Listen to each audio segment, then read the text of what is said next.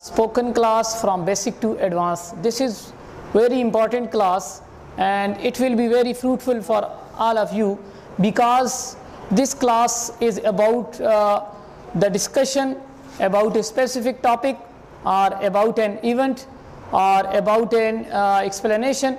When you are going to explain something, when you are going to discuss something, when you are going to discuss a relevant topic or a topic which is narrated by someone, you will be able to explain this topic, you will be able to narrate this topic by using all these expressions. So coming toward our topic is giving your opinion and connecting your ideas and also supporting your opinions, and at the end how you will conclude your expressions, your concluding remarks.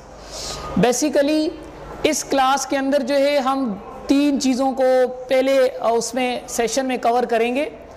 वो ये है कि हम किस तरह से अपनी opinions देते हैं जब हम किसी टॉपिक पे बात करते हैं। हमें कोई डिस्कशन के लिए कोई टॉपिक दिया जाता है, अगर हम उस डिस्कशन टॉपिक पे बात करेंगे तो हम किन लफ्ज़ों से उसकी इब्तिदा करेंगे और फिर जब हम उसके बारे में रेलेवेंट डिटेल देंगे और तो हम अपने डिटेल देते हुए अपने आइडियाज़ को कैसे सपोर्ट करेंगे, और जब हम उस टॉपिक को कंक्लूड करेंगे, कंक्लूजन देंगे, तो कौन सी वर्डिंग इस्तेमाल करते हुए हम उन्हें कंक्लूड करेंगे। तो इस जो टॉपिक है हमारा, इसमें हम इन डिवाइसेस के बारे में पढ़ेंगे, इन कनेक्टर्स के बारे में पढ़ेंगे। while we are discussing on a specific topic, while we are narrating a story, while we are narrating an event, while we are making discussion with our friends, while we are in a class, while we are in an event, while we are at any place and we are making discussion with each other. So these points are very much necessary. And number one is basic opinion statements. Basic opinion statements means कि आप अपनी राय को कैसे शुरू करेंगे, आप अपने अल्फाज का चुनाव कैसे करेंगे, आप उनको शुरू कैसे करेंगे। यानी एक इंग्लिश में डिस्कशन आपने शुरू करनी है, किसी के साथ इंग्लिश में बातचीत करनी है, तो उस बातचीत को शुरू कर रहे हैं आप, और शुरू कैसे करेंगे।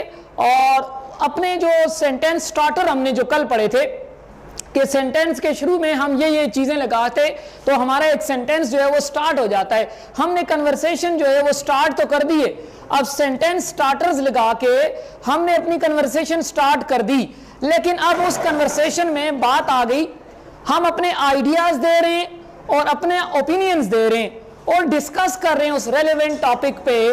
तो फिर यहाँ पे हम बताएंगे कि how we can give our opinions and we can connect our ideas with the relevant statement. Number one point is I'm not sure.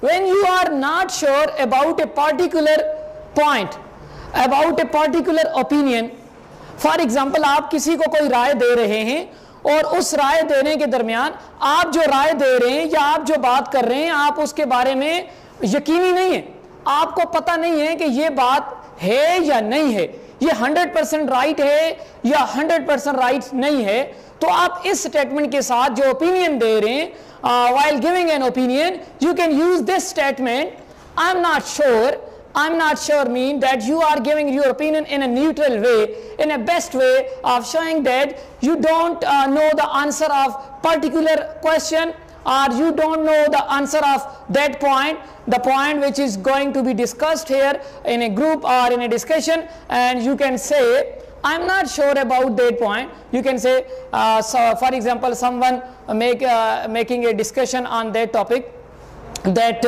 the political chaos is very much in Pakistan, it is due to economic destability.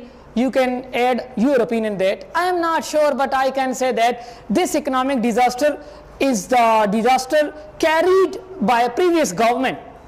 When you are not sure about facts and figure, you can say that I am not sure. You can also say this statement in this way as I'm not sure, but means that you are 50-50%. Maybe you are correct, maybe you are incorrect. But in case of statement number 1, you are 100% incorrect. You are 100% incorrect about an opinion or about a statement or about an idea. But in the next statement, in the second statement, it is not sure that your answer is incorrect or correct. यानी इस तरह से है कि आप किसी topic के बारे में बात कर रहे हैं और उस टॉपिक के बारे में आप जो है वो आधा आपको पता है कि ये शायद ये ठीक हो या ये गलत हो, लेकिन आपको बिल्कुल कंफर्मेशन नहीं है कि ये ठीक होगा या ये गलत होगा।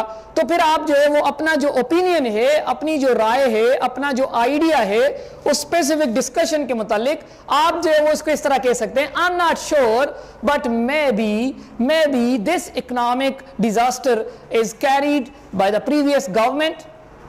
Maybe when you use this expression, you can use I'm not sure but when you use this word but is showing that you may be incorrect or you may be correct about a specific point of view. Now coming to next, I'm pretty sure. It means that you are near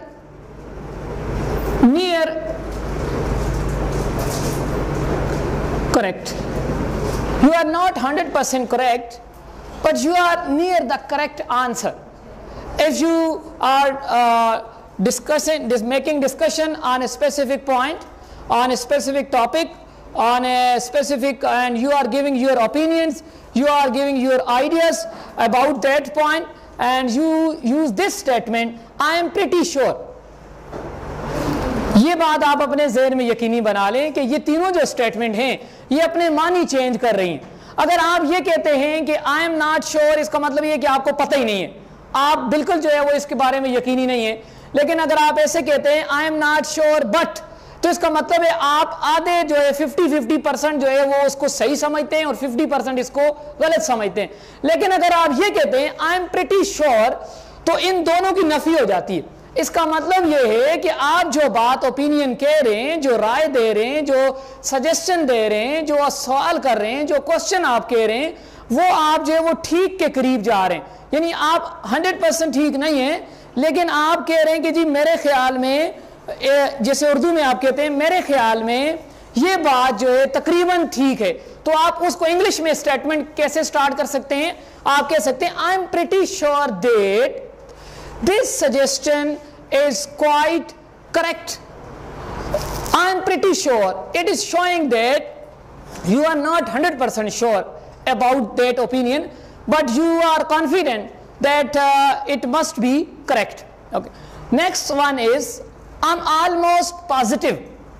This is 100%, you can say above 90%, when you are sure that your opinion, your suggestion and your question or your discussion, your point of view is 100% correct.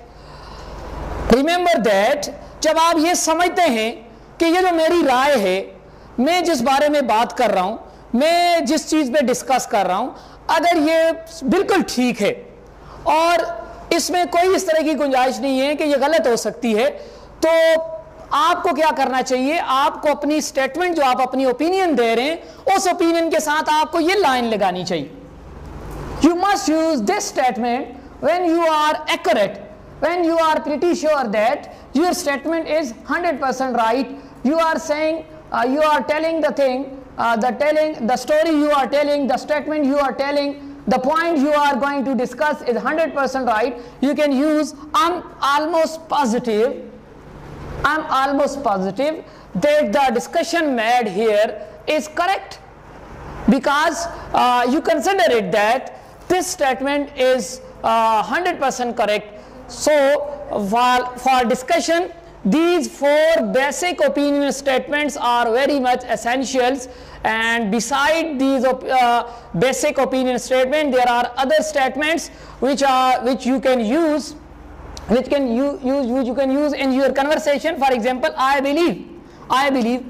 You can use, instead of all these expressions, you can also use these expressions. For example, you can say I believe when you are discussing on a point, or you are giving an opinion, or you are giving a suggestion, you can say, I believe that this point is valid, I believe that this discussion is fruitful, I believe that this is right, I believe that this is incorrect, I believe that this is not correct. So इस तरह है कि आप conversation कर रहे हैं, आप बातचीत कर रहे हैं, और कन्वर्सेट करते हुए आप किसी बात पे आपको ये यकीन हो गया है कि ये बात जो है वो बिल्कुल ठीक है, या आपको ये यकीन हो गया है कि ये बात 100% जो है वो इनकरेक्ट है, आपको ये यकीन हो गया है कि इस बात में कुछ थोड़ी बहुत एम्बिग्विटी है, यानी ये वाज़े नहीं है, ये एम्बिगुअस है, तो आप ये वाली स्टेटमेंट इस्तेमाल कर सकते हैं। आप कह सकते हैं I believe that this statement is not correct, I believe that you are making an ambiguity, I believe that the facts and figures that government showed are incorrect. You can mention your opinion, you can give your opinion, you can say your wording with this line. Next one is I don't think so, when you are disagreeing to a statement, when you didn't want to agree with someone, when you are disagreeing to someone. For example, इस तरह से है कि आप किसी की discussion हो रही है दो लोगों के दरमियान, आप इंग्लिश में कन्वर्सेट कर रहे हैं उसके साथ, और आप उसके पॉइंट ऑफ व्यू से डिसएग्री करते हैं। क्या करते हैं? डिसएग्री करते हैं। तो बजाय ये वर्ड इस्तेमाल करने के I disagree with you, I am not agree with you, इस तरह की वर्डिंग इस्तेमाल करने के आप डिस्कशन में इस स्टेटमेंट को ऐसे यूज कर सकते हैं, I don't think so that the facts and figures you are describing are correct. Instead of you are saying that I am disagree, I am not agree. So these words are looking so informal while you are conversating with a native speaker or you are making a group discussion. किसी भी लिहाज से तो आप उसे ये कभी नहीं कह सकते। जब आप किसी को स्ट्रेट फॉरवर्ड बोलते हैं ना, यू आर रॉन्ग, तो ये कम्युनिकेशन में इसे जो है वो बिल्कुल इनकरेक्ट समझा जाता है। while you are communicating to someone, you cannot say directly that you are wrong. You can say that can't be right. That can't be right is more formal conversation. You are becoming so humble while answering to someone that your answer is not right. Instead of saying that you are wrong, you can use this expression that can't be right. Okay, remember it in your mind when you are making a formal conversation with a native speaker or with a non-native speaker, and you are asking a question from someone and he is answering the question and his answer is incorrect. You can deny his answer by saying that what you said that can't be right. Okay, the last one is I think so. This is more neutral way, this is the best way when you are agreeing or disagreeing to a person, you are conversating, you can say I think that your point of view is very good, but I am not agreeing with your point of view. So this is another statement, a formal statement for making agreement or disagreement about a specific point of view. So next one is supporting your opinion. Okay, these are the statement, you start your opinion, these are the statement, with the help of these statement you can start your opinion. And when you are giving an opinion, how you will support your opinion? जब आप एक राय दे रहे हैं, आप एक argument कर रहे हैं, इंग्लिश में डिस्कशन हो रही है, तो आप उस आर्गुमेंट को तो आपने शुरू इन लफ्ज़ों से कर दिया, अब आपको अगर यहीं तक आता है तो आप रेलेवेंट डिटेल आगे देना चाहते हैं, तो फिर आप उस डिटेल के लिए कौन सी वर्डिंग इंग्लिश की इस्तेमाल करेंगे?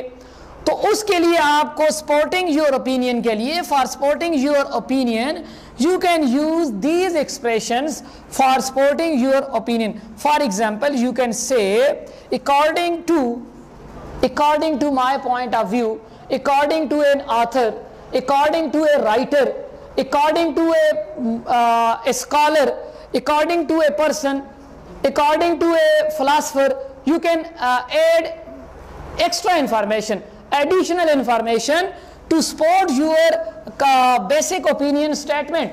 for supporting your basic opinion statement, you can use these expressions. Number one, according to dash dash dash, you can say, I read an article about, you can mention the topic that I read an article about climatic conditions, and in that article it was written that. So you can use this expression to support your opinion.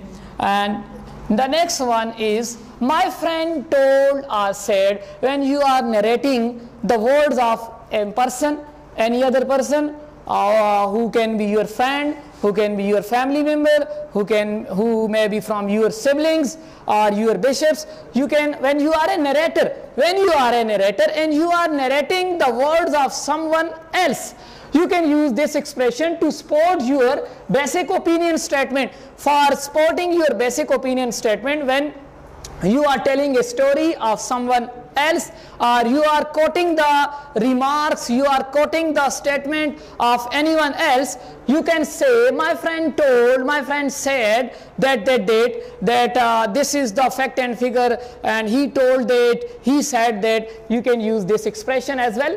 And the next one is, the other day I saw dash dash dash on media, on television, you are discussing a topic and you start your conversation with these basic opinion statement, and while for the support of your opinion, you can use this expression. For example, you can say, the other day I saw media TV video. You can say, आप कह सकते हैं कि मैंने TV पे एक programme देखा था, उस दिन मैंने टीवी पे एक प्रोग्राम देखा था और उसमें इस आइडिया के मुतालिक ये बात हो रही थी। तो उसको उस दिन आपने देखा था या किसी दिन आपने जो देखा था, उस बात को कोट करने के लिए, अपनी ओपिनियन को मजीद जो है वो इनलार्ज करने के लिए, उसकी सपोर्ट के लिए आप ये जो है वो लाइन इस्तेमाल करके आप डिटेल दे सकते हैं। आप कह सकते हैं, the other day I saw a program on TV on this topic. I saw a movie on a channel about this topic, and in that movie they are explaining about that very specific points. तो आप ये चीज़ें जो है फिर उसको ऐसे explain कर सकते हैं सपोर्ट देने के लिए।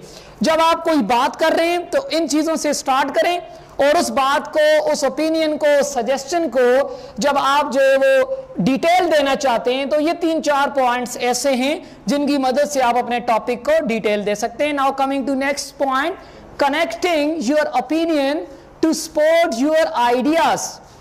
These words are also known as connectors.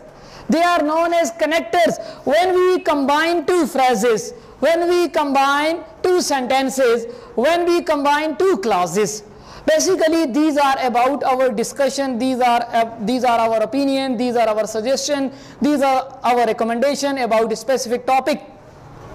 जब हम कोई बात कर रहे होते हैं, ये एक फैक्ट है, जब हम दो लोग मिलके किसी टॉपिक के हवाले से बात करते हैं तो हम अपनी बेसिक स्टेटमेंट से उसकी शुरुआत करते हैं, उसके बाद फिर हम उसके बारे में अपनी ओपिनियन देते हैं, सपोर्टिंग डिटेल देते हैं, और जब हमने बहुत सारी बातों को एक साथ कनेक्ट करना हो, यानी दो बातें उसने की हैं, मैंने एक बात की है, फिर अब इनको मजीद जो है कनेक्ट करने के लिए, इन सारी बातों को सम अप करने के लिए हमें कनेक्टर्स चाहिए होते हैं.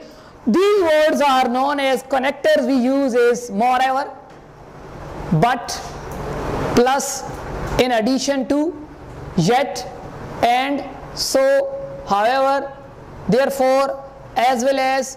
We can use all these words while explaining our statement, describing our materials about a specific topic, about a specific point of view.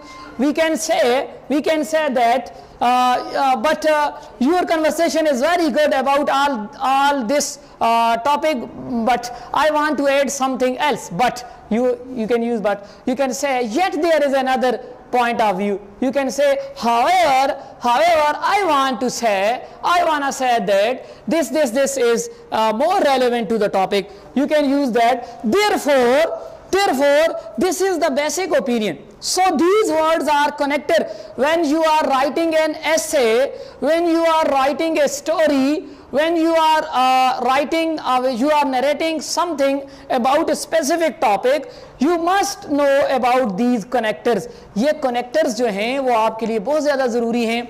जब आप किसी कम्पिटिटिव एग्जाम में बैठे हैं, आप वहाँ पे कोई ऐसे लिख रहे हैं, आप वहाँ पे कोई स्टोरी जो है वो लिख रहे हैं, किसी क्वेश्चन का आंसर कर रहे हैं, अगर आप स्टूडेंट हैं और आप किसी टॉपिक का आंसर कर रहे हैं, तो स्पोर्टिंग डिटेल के लिए आपको कनेक्टर्स का समझना बड़ा ज़रूरी होता है, जो दो सेंटेंसेस को आपस में बाइंड कर देते हैं, दो थॉट्स को आपस में क्या कर देते हैं, जोड़ देते हैं, दो डिस्कशन को आपस में क्या कर लेते हैं, कनेक्ट कर लेते हैं. तो these are connector words which are used, we use these words while we are giving our opinion and relevant detail. We can use these connectors for supporting our ideas, for supporting our suggestion, for giving the detail about a specific topic.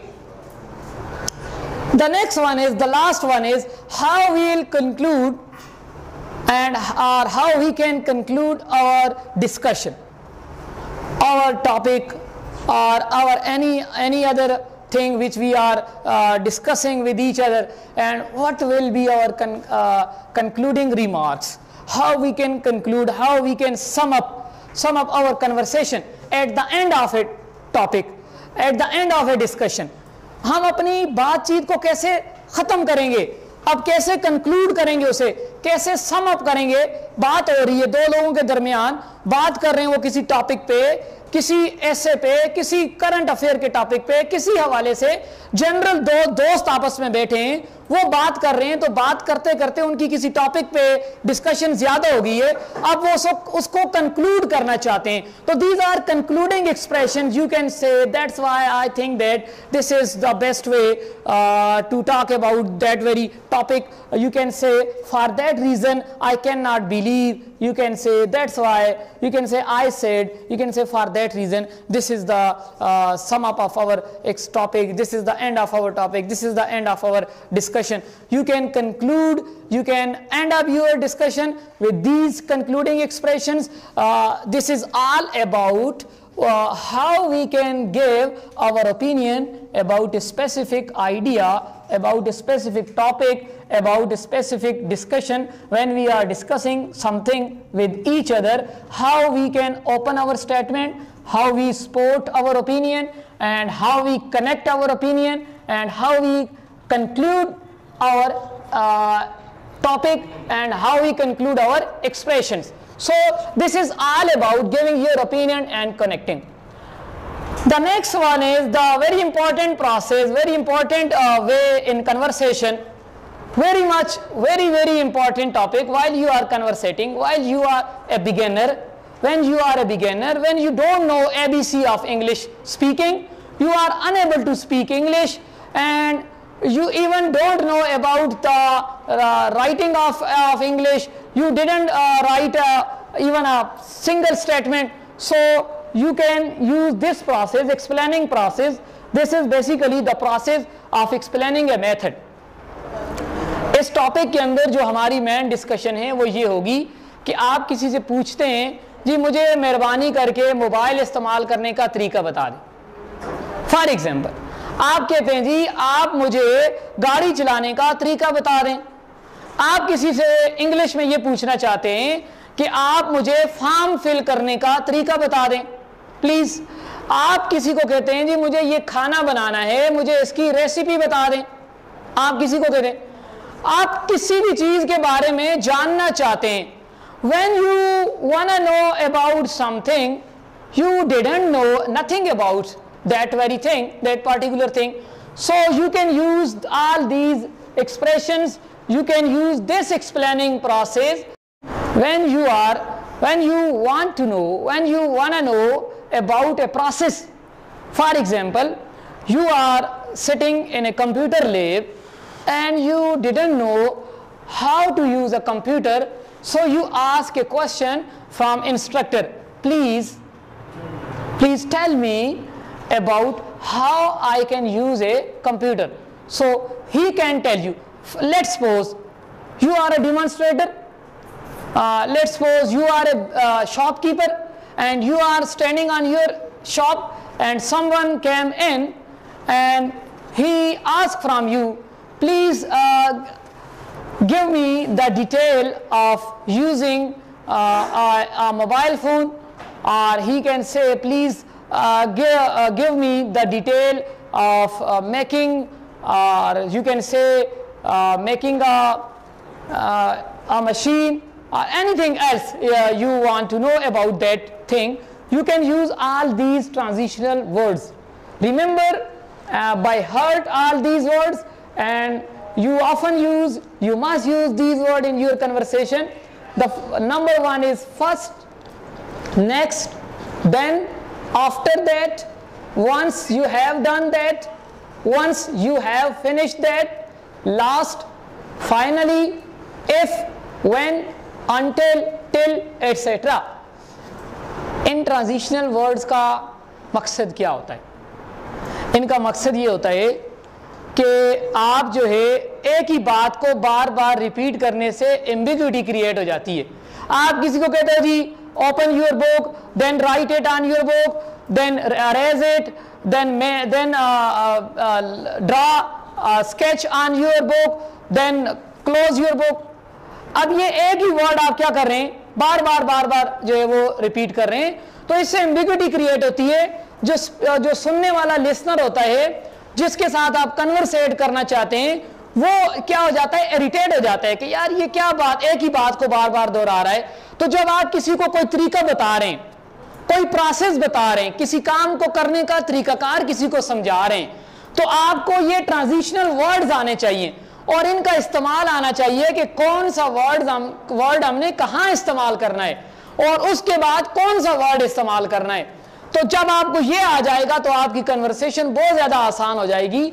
Here is an example for you. For example, you are a computer operator. You have an internet cafe. A person came into your office and he said to you, please fill a form for me. And you said to him, sit down here. I am telling you the whole process. So you can tell him, first enter your name. So this is the transitional word. You are going to tell a process to fill a form. So you can say him, first enter your name, then. Now this is another transitional word which is used in your discussion. Then fill out the form. After this you can say, once you have finished. It means that once you have entered your name and fill out the form, after filling out the form, it means that once you have finished all these two tasks, that finally hit the enter button to submit. आसान तरीका है, आपने उसको पूरा process बता दिया. सबसे पहले आप अपना नाम इंटर करें, फिर आपने कहा उसके बाद जो आप फॉर्म को भरें, उसके बाद अगर फॉर्म आपने सारा फिल कर दिया तो फिर आप इंटर का बटन दबाएं आखिर में, तो आपका काम मुकम्मल हो जाएगा. तो यानी यही एक पैटर्न होता है. ट्रांजिशनल डिवाइसेस असल में आपको किसी काम की डिटेल के बारे में आप किसी को बताना चाहते हैं, तो अगर आपको ये ट्रांजिशनल डिवाइसेस का नहीं पता तो आप किस तरह से उसके साथ बात करना चाहते हैं, कैसे आप उसके साथ बात करेंगे, तो ये आपके लिए क्या हो जाएगा, बहुत ज्यादा मुश्किल हो जाएगा. तो अगर आपको ट्रांजिशनल डिवाइसेस का पता है और आपको ये पता है कि मैं इसको कहूं कि first enter your name, next के बाद आप कह सकते हैं then fill out the form. Once you have finished all these tasks, then that finally hit the enter button to submit. So these transitional devices are used to express the process of a particular thing, of a particular work, of a particular action. Here is another example. For example, you are a chef and someone asks from you a recipe about anything. You can answer him as first. This is transitional word. You can start your conversation while you are discussing a process with someone. जब आप किसी के साथ किसी काम को करने का तरीकाकार उसको बता रहे हैं, उसको क्या कर रहे हैं आप, किसी काम करने का तरीकाकार बता रहे हैं, कि आपने ये काम कैसे करना है, तो आपने ट्रांजिशनल डिवाइसेस को इस्तेमाल करके उसे वो सारी बातें बतानी है। किस तरह से आप बताएंगे? आप कहेंगे first pour water into a pot, next turn on the heat, when the water boils add carrots, cook the carrots until they are soft. Remember a grammatical point here, I will discuss it. Until, when we use until and when we use till. You cannot use here till. Now what is the difference between until and till? We will discuss it later in another video, in another class, but in this lecture we will discuss something about until and when and if. Until they are soft, if the water start boiling or turn down the heat, cook for 30 minutes, let is another transitional word, let cool for 10 minutes, and then eat, then and also these two are transitional words. So by using these transitional words we can tell the process, where we can tell the process of anything to anybody. In transitional devices को इस्तेमाल करते हुए हम किसी को भी किसी काम का तरीक़ेकार बता सकते हैं। तो किसी प्रोसीजर को बताने के लिए इंग्लिश में हमारे पास ट्रांजिशनल डिवाइसेस होनी चाहिए। अब ये इफ और व्हेन का, इफ, अनटिल का और व्हेन का थोड़ा सा इस्तेमाल देख लें। इफ जो है वहां इस्तेमाल होगा जहां अगर कोई कहे कि इफ का मतलब होता है चांस, इसका इफ का मतलब क्या होता है? चांस। और व्हेन का मतलब यह होता है कि यह काम 100% होगा ही होगा। अब देखो यहां पर हमने व्हेन इसलिए इस्तेमाल किया, इफ इसलिए इस्तेमाल नहीं किया कि देखो हमने कहा हम यहां लिख सकते थे इफ द वाटर बॉइल्स। अगर इफ लिखेंगे तो यह गलत है। क्यों गलत है? कि पीछे हमने ये देख लें, यहां हमने ये लिखा कि टर्न ऑन द हीट। जब चूल्हा हमने ऑन कर दिया तो डेफिनेटली पानी क्या हो जाएगा? बॉयल होगा। तो जब जो जिस काम ने 100% होना है उस काम से पहले आपने क्या इस्तेमाल करना है? व्हेन। उस काम से पहले क्या इस्तेमाल करना है? व्हेन। अगर जिस काम में नहीं होना वो चांस है, शायद हो सकता है, नहीं भी हो सकता, तो उसके लिए आपने क्या इस्तेमाल करना है? इफ। जैसे यहां पे इस्तेमाल किया if the water starts boiling over. Boiling over का मतलब होता है उबल के उस पतीले से, उस बर्तन से बाहर गिरना। तो हो सकता है वो ना भी गिरे, आप पहले ही बंद कर लें चूल्हे को। तो देखो ये चांस है, जहां चांस होगा किसी काम का ये हो सकता है या नहीं हो सकता, कंडीशन लगी होती है। जब क्या लगी होती है? कंडीशन लगी होती है, तो हम वहां क्या इस्तेमाल करते हैं? इफ। इसीलिए कंडीशनल सेंटेंसेस में हम तमाम कंडीशनल सेंटेंसेस में हम क्या इस्तेमाल करते हैं? इफ इस्तेमाल करते हैं। ये इफ और व्हेन का। और अनटिल क्या होता है? अनटिल जो है ये पॉइंट ऑफ टाइम के लिए इस्तेमाल होता है जब किसी चीज ने होना होता है। जब किसी चीज ने, देखिए हमने यहां पे अनटिल इसलिए इस्तेमाल किया, हमने कहा कि cook the carrots until they are soft. जब किसी चीज को आप पकाए ना, एक लम्हा ऐसा आएगा वो नरम हो जाएगी ना। तो इसलिए अब अगर हम यहां टिल लिखते, टिल का मतलब ये है कि क्या पता वो ना भी हो, ये भी चांस होता है। टिल उस वक्त इस्तेमाल करते हैं क्या पता वो आए या ना। हम कहते हैं ना वेट टिल ही केम, इसका मतलब ये है कि वो नहीं आएगा। अगर हमने ये इस्तेमाल किया वेट अनटिल ही केम, इसका मतलब है वो लाजमी आएगा, डेफिनेटली आएगा। तो ये दो ग्रामेटिकल पॉइंट ऑफ व्यू से ये दो बातें, ये राइटिंग करते हुए चूंकि आप थोड़ा सा इस प्रोसेस से गुजर चुके हैं, आपने ग्रामर पढ़ी है, राइटिंग भी करते हैं आप, तो अनटिल और टिल, इफ और व्हेन को किसी सेंटेंस में इस्तेमाल करते हुए देखें। अगर इस काम ने सर्टनली होना है, लाजमी तौर पे होना है, तो आप व्हेन इस्तेमाल करें और अनटिल इस्तेमाल करें। अगर इसका चांस है होने का, आप इफ इस्तेमाल करें और टिल इस्तेमाल करें।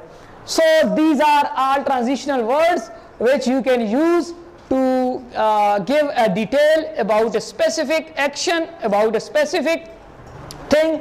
You can explain any process, you can explain any method of writing, speaking, listening. For example, if someone says to you that please tell me how I can learn English.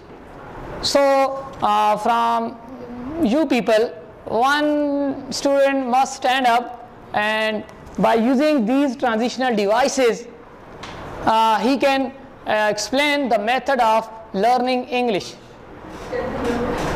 So, who will be the Lionheart to do this task?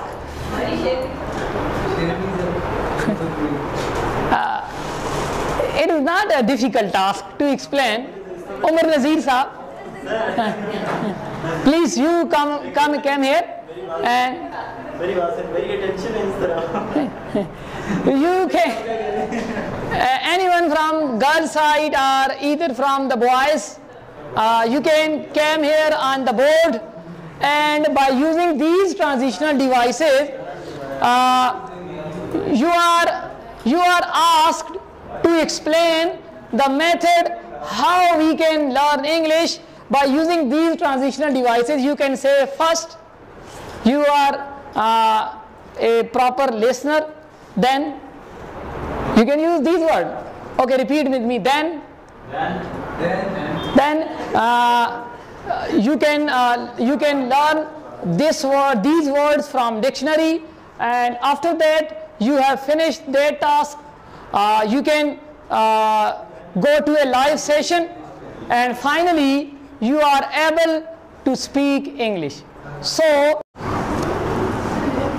इस पे आप message कर दें मुझे transitional words के साथ आपने, this is your home assignment, transitional word के साथ आपने किसी भी टॉपिक की डिटेल बतानी है। फॉर एग्जाम्पल एक बंदा आपको कहता है कि हाँ आप मुझे ये सिखाएं कि मैं कैसे गाड़ी चला सकता हूं, how can I drive a car, so you can से and any topic you consider that it is easy for you, you can make like these example like this or this, you can say that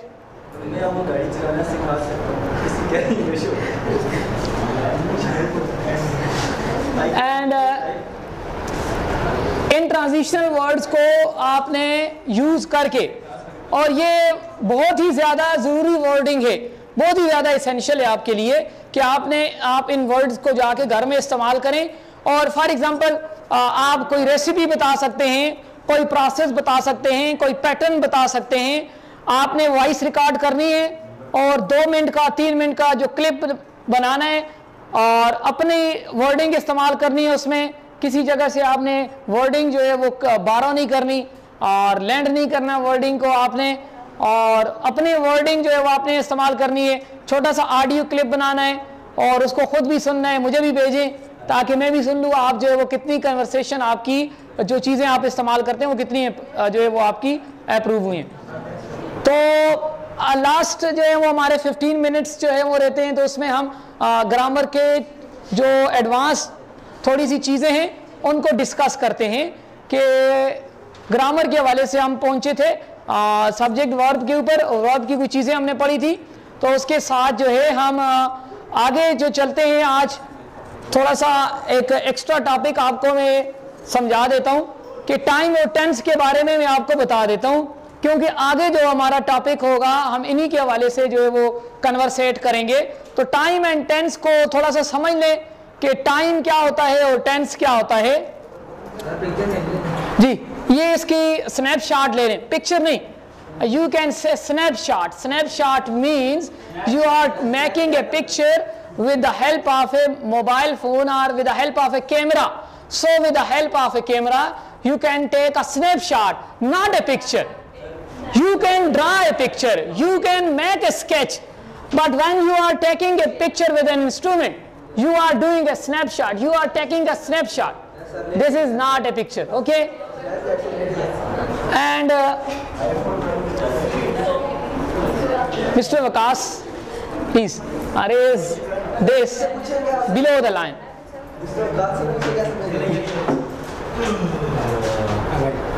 एक minute, ये यहाँ से नीचे करना, ऊपर छोड़ देना, ठीक है? एक मिनट, ज़ैनब पिक्चर ले, स्नैपशॉट ले रही है इसकी।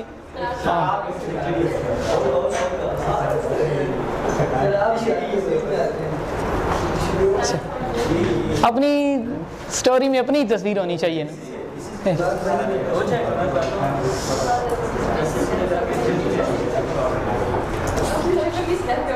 वकास जल्दी करें। ओ यार हो जाएगा, यहाँ से आप कर दें। ये लें पेज ले लें।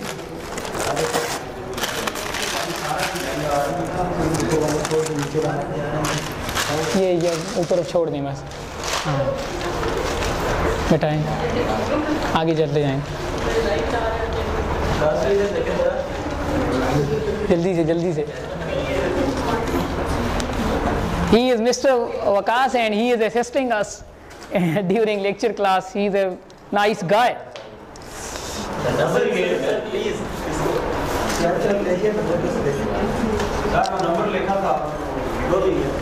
0311155625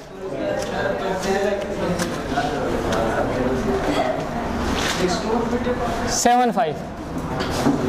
अपने नाम के साथ मुझे मैसेज कर दें और फिर डिटेल आगे। Okay, in this grammar class we will discuss about time and tense. Time and tense combinedly make all these tenses. Time, what is meant by time and what is meant by tense? Time shows the meaning of a sentence. Time shows the meaning of a sentence, and tense shows the structure of a sentence.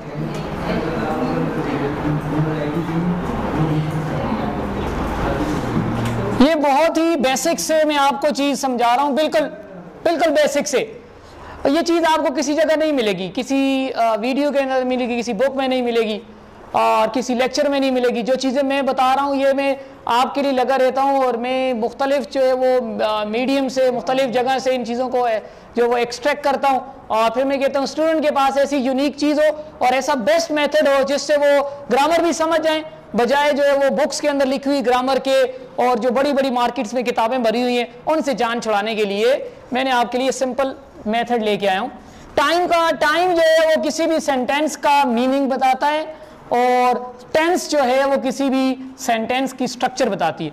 अब sentence की जो चीज़ structure बताती है वो हमारे पास होते हैं verb, और मीनिंग्स जो हमें पता चलता है वो मीनिंग तीन किस्म के मानी पता चलते हैं हमें। सेंटेंस का मीनिंग क्या होता है, या तो वो हमें पता चलता है कि ये प्रेजेंट मीनिंग है, या वो पास्ट मीनिंग है, या वो क्या है फ्यूचर मीनिंग है।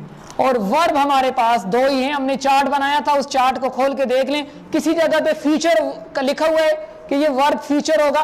जो चार्ट हमने कल बनाया था या उससे पहले बनाया था नहीं लिखा हुआ। तो हमारे पास जो वर्ब हैं वो दो किस्म के हैं, या प्रेजेंट के हैं या किसके हैं पास्ट के हैं, या प्रेजेंट के हैं या किसके हैं पास्ट के। रिमेंबर, यहां से एक पॉइंट जो है वो रिमेंबर करें, बहुत ही इंपॉर्टेंट पॉइंट है।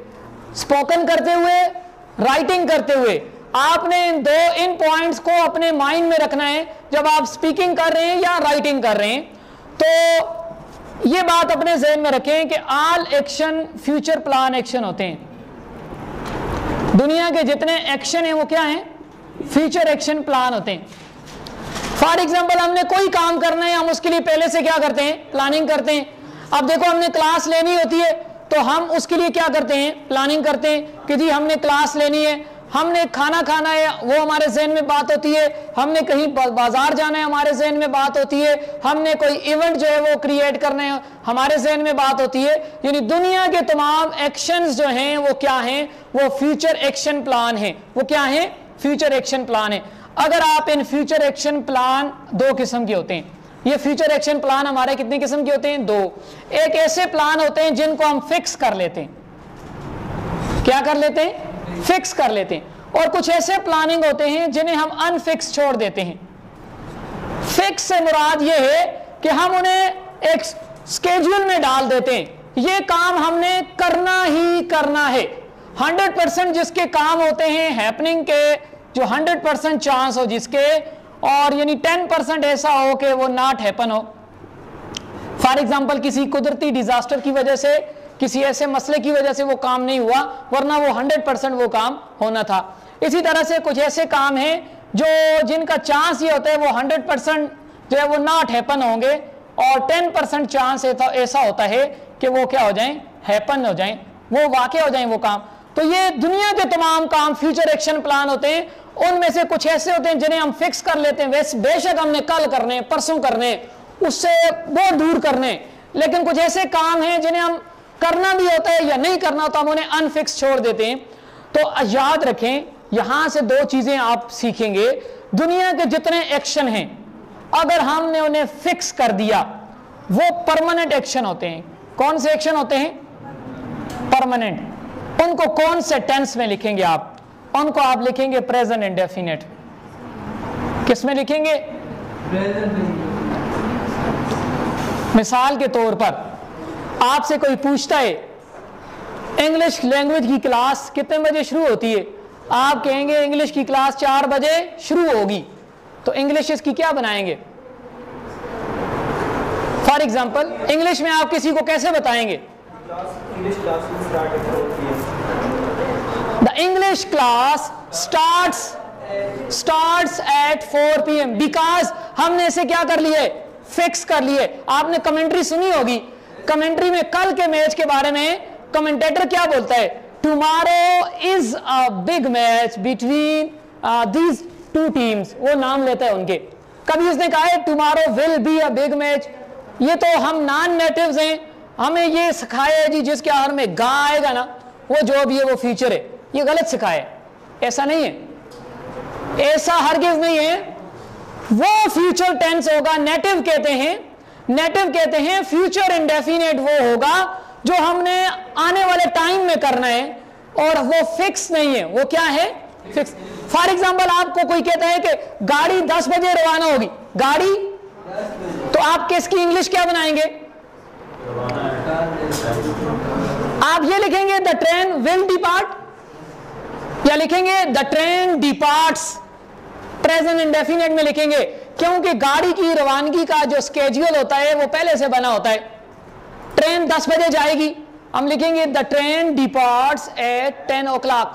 ये हरगिज नहीं लिखना द ट्रेन विल डिपार्ट्स, क्योंकि जो स्केड्यूल बन गया फ्यूचर एक्शन प्लान, नेटिव्स कहते हैं जो स्केड्यूल बन गया फ्यूचर एक्शन प्लान वो किस में लिखेंगे आप? प्रेजेंट इंडेफिनिट में लिखेंगे। इसके अलावा 8 और ऐसी आइडेंटिफिकेशन हैं जिनको हम प्रेजेंट इंडेफिनिट में लिखेंगे, वो जब हम प्रेजेंट इंडेफिनिट टेंस पढ़ेंगे। और कौन सी ऐसी बातें जिनको आपने आइंदा से, ये मेरी आपसे एक रिक्वेस्ट है कि आपने गा है गी है, ता है ती है, रहा है रही है, चुका है चुके हैं, इनके चक्कर से बाहर निकलना है।